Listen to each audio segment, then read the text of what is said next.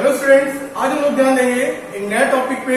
C plus plus में एक नया टॉपिक है, वो है हमारा कंट्रोल स्टेटमेंट। आप लोगों ने इससे पहले सी लैंग्वेज में मैंने आप लोगों को कंट्रोल स्टेटमेंट के बारे में पढ़ा रखा है। सी प्लस प्लस में भी लगभग कंट्रोल स्टेटमेंट वैसे ही काम करता है। और कंट्रोल स्टेटमेंट में कई सारे स्टेटमेंट होते हैं, जैसे आपका if else, loop, switch case. आज हम लोग पहले स्टेटमेंट के बारे में बात करते हैं, इफ स्टेटमेंट के बारे में। जो इफ स्टेटमेंट है, इफ स्टेटमेंट क्या होता है कि तीन तरीके से यूज हो सकता है। एक इफ स्टेटमेंट, एक इफ एल्स स्टेटमेंट और एक नेस्टेड इफ एल्स स्टेटमेंट। अब कैसे इसको हम लोग वर्क करते हैं, आइए देखते हैं। इफ का मतलब होता है हम लोग कोई लॉजिक लगा रहे हैं। जब भी प्रोग्राम में हम लोग कोई लॉजिक क्रिएट करते हैं या कोई कंडीशन क्रिएट करते हैं तो हमें क्या करना पड़ता है, इफ स्टेटमेंट का यूज करना पड़ता है। क्योंकि अगर हम लोग इफ स्टेटमेंट लिखते हैं तो इफ स्टेटमेंट के अंदर क्या देनी पड़ती है, कंडीशन देनी पड़ती है। और उस कंडीशन के बाद हम लोग क्या लिखते हैं, उसका स्टेटमेंट लिखते हैं। और अगर आपका कंडीशन आपको फॉलो करती है तो स्टेटमेंट आपका प्रिंट हो जाता है, स्टेटमेंट आपकी एग्जीक्यूट हो जाएगी। लेकिन ये तो हो गया इफ स्टेटमेंट, मतलब इसमें आपको कंडीशन देनी है और आपका स्टेटमेंट वर्क करेगा। ध्यान रखना है जो कंडीशंस होते हैं वो आपके मोस्टली रिलेशनल ऑपरेटर ही आप यूज करेंगे कंडीशनों में। अधिकतर आप रिलेशनल और लॉजिकल ऑपरेटर का ही यूज आप लोग कंडीशन बनाने में करते हैं। और ऑपरेटर्स में आप लोगों को पहले भी क्लास में पढ़ा चुका।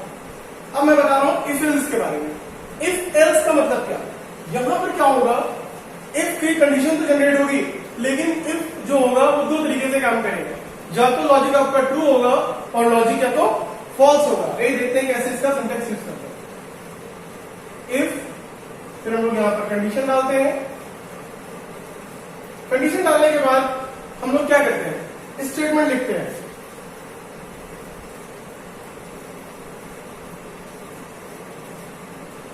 कंडीशन बंद कर देंगे, फिर हम लोग लगाएंगे एल्स और फिर हम लोग क्या करेंगे, अगला स्टेटमेंट। यहां पर आप देख सकते हैं कि मैंने दो स्टेटमेंट का यूज किया है। दो स्टेटमेंट का मतलब यही है कि आपका जो पहला स्टेटमेंट होगा ये क्या होगा, ट्रू होगा, और दूसरा क्या होगा, फॉल्स। फॉल्स का मतलब क्या है, आपकी कंडीशन को फॉलो नहीं कर रहा होगा। अगर कंडीशन आपकी सही है, उसको मैच कर रहा है लॉजिक, तो क्या होगा, ये स्टेटमेंट प्रिंट होगा। अगर नहीं है तो आपका जंप करके एल्स पे चला जाएगा और ये स्टेटमेंट आपका प्रिंट कर देगा।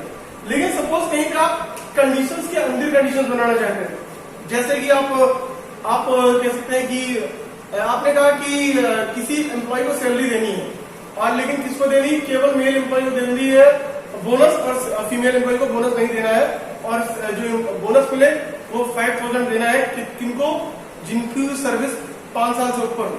तो हमने कई सारी कंडीशन बनाई। एक तो मेल होना चाहिए, और उसके बाद बोनस किसको मिलना है, केवल 5 साल से ऊपर वालों को मिलना है। मतलब कंडीशंस के अंदर हमने क्या कर ली, कंडीशंस बना ली।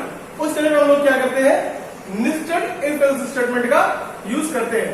आइए देखते हैं नेस्टेड इफ एल्स कैसे काम करता है। हमने सपोज यहां पर एक इफ स्टेटमेंट यूज किया और एक कंडीशन बना ली।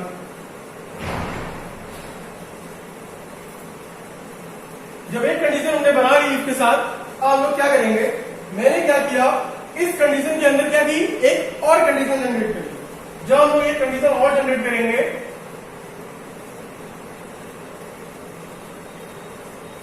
तो देख सकते हैं इफ के अंदर ही, मतलब अगर आप एक स्टेटमेंट उसके अंदर दोबारा वही स्टेटमेंट यूज करते हैं तो क्या कहलाता है, वो नेस्टेड।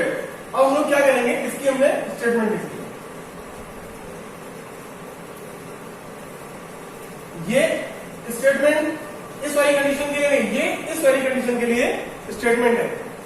मतलब आपका अगर कंडीशन ट्रू होगी तो ये वाला काम करेगा। और एल्स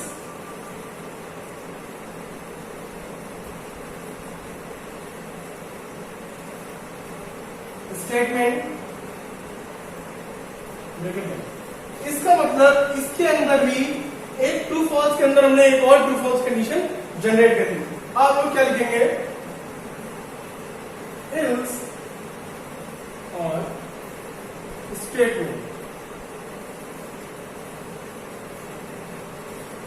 फिर से एक बार हम लोग देख लेते हैं, इसको समझ लेते हैं, थोड़ा सा इसको समझने वाली बात है। अगर यहां पर कंडीशन ट्रू हो जाती है तो क्या होगा, लॉजिक कहां जंप करेगा, आपका इस कंडीशन को दोबारा चेक करेगा। अगर कंडीशन यहां पे भी ट्रू है तब ये स्टेटमेंट प्रिंट होगी।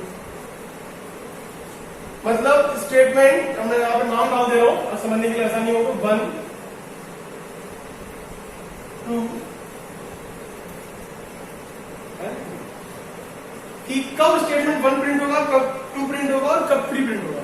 स्टेटमेंट 1 कब प्रिंट होगा, जब पहला आपका स्टेटमेंट सही हो और इसके अंदर की कंडीशन सही हो, मतलब दोनों कंडीशंस ट्रू होंगी तब आपका पहला स्टेटमेंट प्रिंट होगा। दूसरा स्टेटमेंट कब प्रिंट होगा, जब पहला स्टेटमेंट ट्रू हो और दूसरा फॉल्स हो। क्यों? क्योंकि इसका ट्रू ये है और फॉल्स ये है। और तीसरा स्टेटमेंट कब प्रिंट होगा, जब कंडीशन ए पे क्या हो जाए, फॉल्स हो जाए। तो ट्रू कंडीशन पे जाएगा नहीं, तो सीधे कहां चला जाएगा, इस कंडीशन पे जाएगा और स्टेटमेंट भी आपका प्रिंट हो जाएगा। ये बहुत ही इंपॉर्टेंट है, इसके सिंटेक्स बहुत पूछे जाते हैं बोर्ड एग्जाम में। ये हो गया आपका if statement, if else statement and nested if else statement. ये आपका कंट्रोल स्टेटमेंट में मैंने पहला चैप्टर बताया इफ एल्स के बारे में।